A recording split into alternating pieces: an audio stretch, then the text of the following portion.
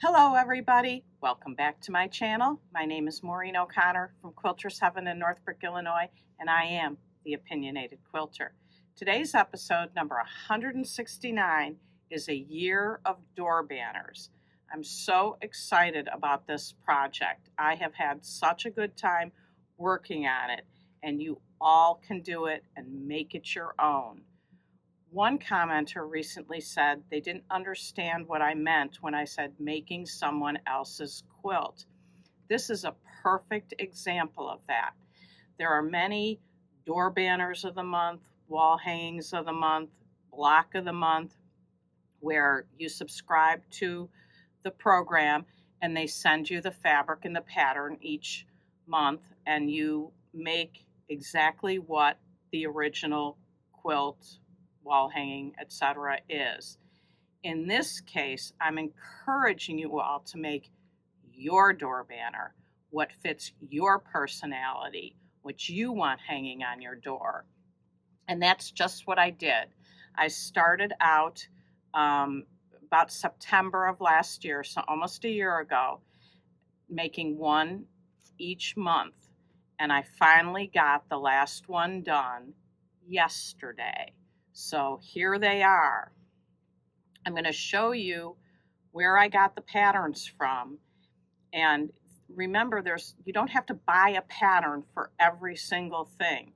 You may already have something in a book, public library, guilds have libraries, pictures on Google Images, pictures on Pinterest. You can find patterns all over.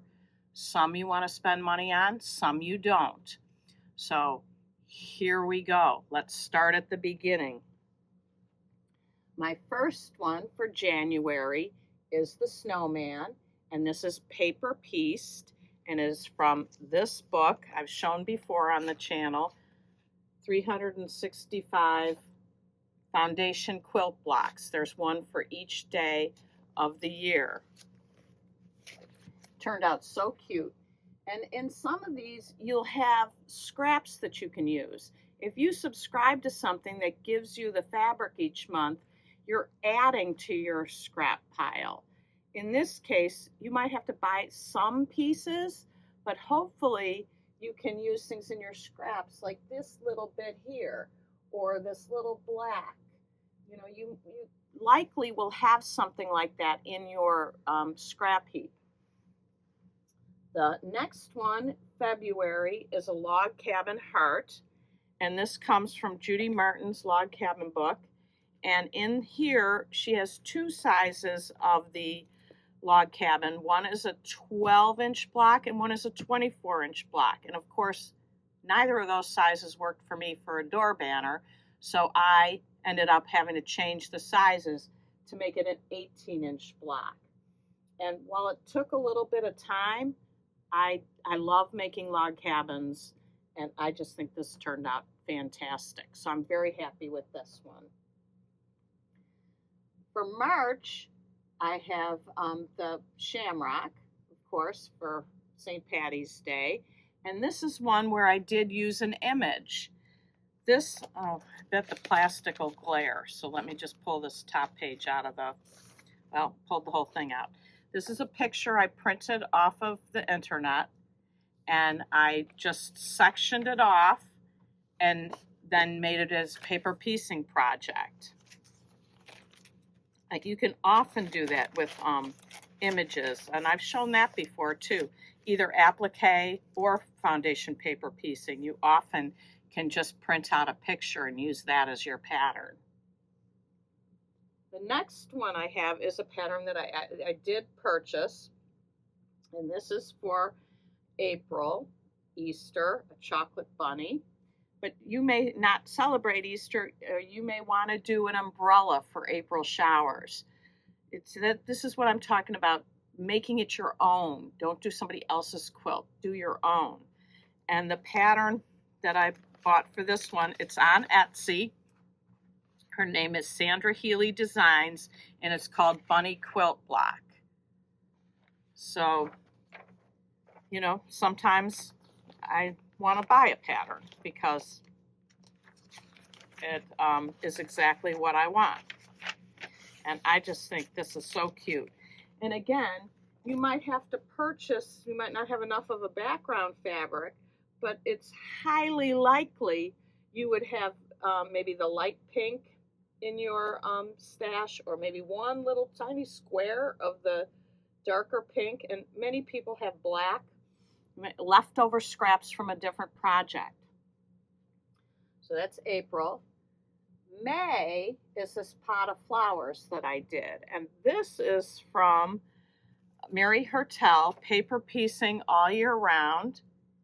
And actually, she has this as a June block, but I kind of took it as Mother's Day flowers. So I chose this one, and again, scrap from the scrap heap, but I did take this from the store for the background.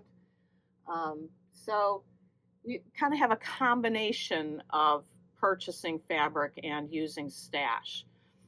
But you can get it exactly the way you want it instead of the way that it's sent to you from some subscription.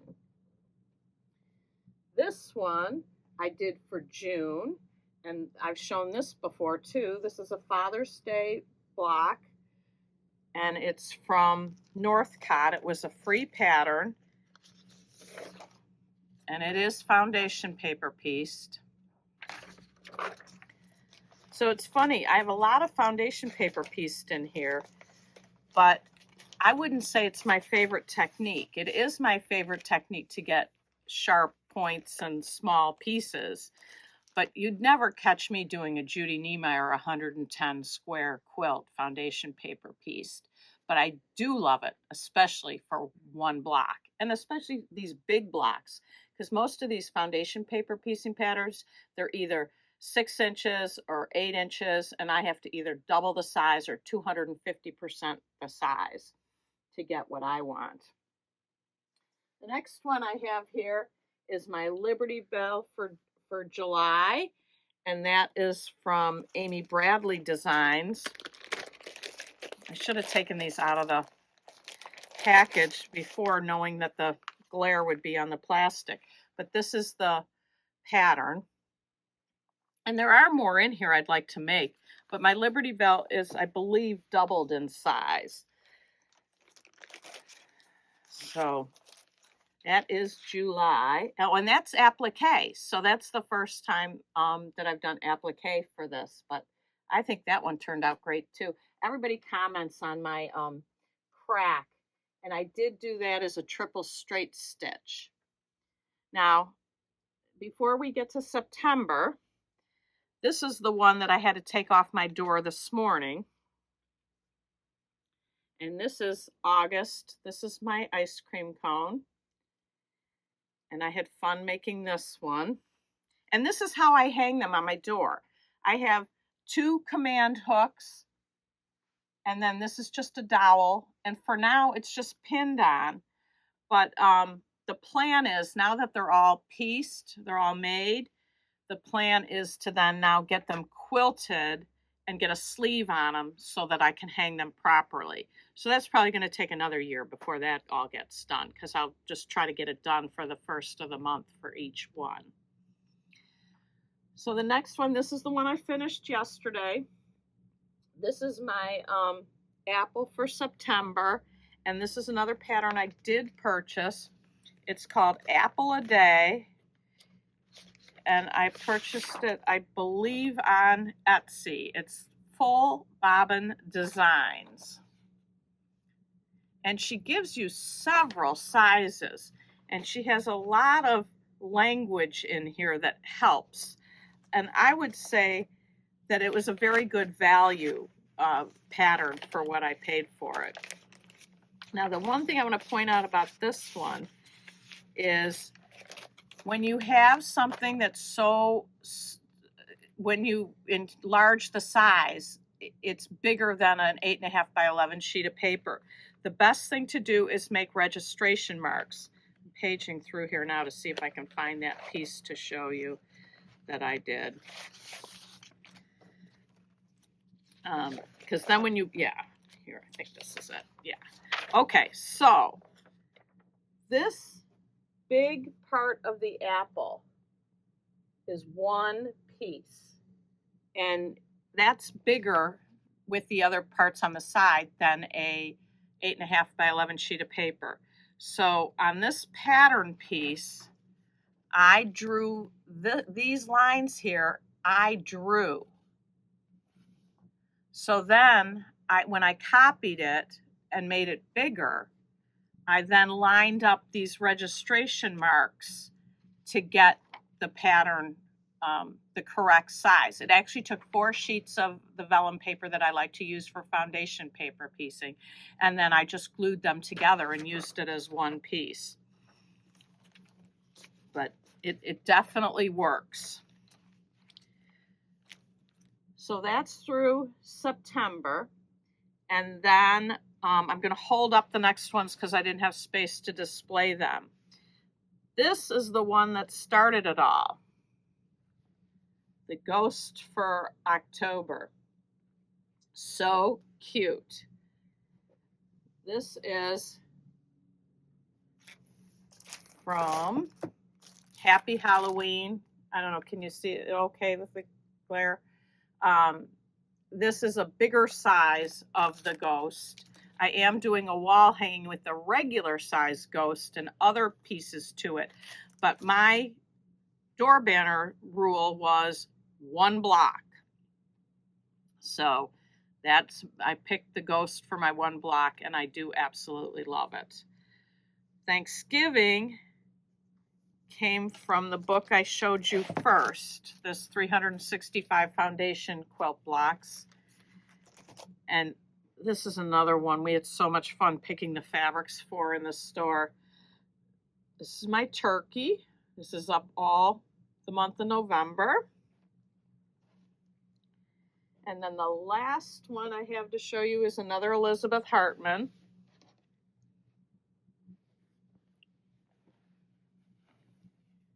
Norm and Nanette.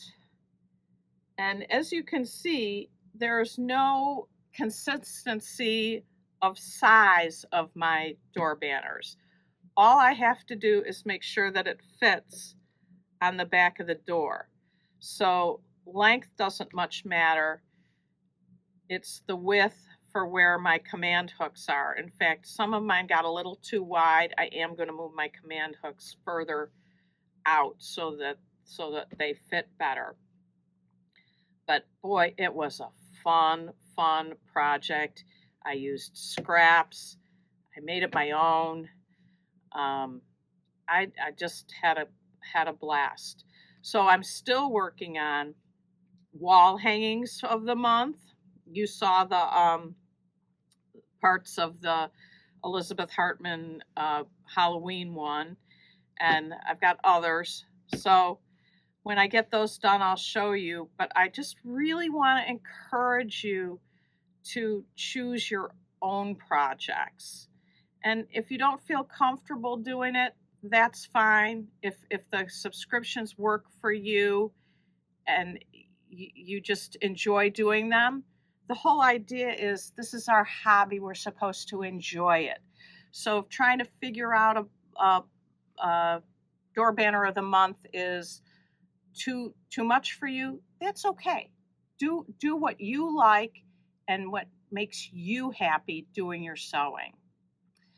So that's the episode. Let's get to the winner of the giveaway. The winner of the last giveaway, Gentle Breeze, is PGEISHIRT.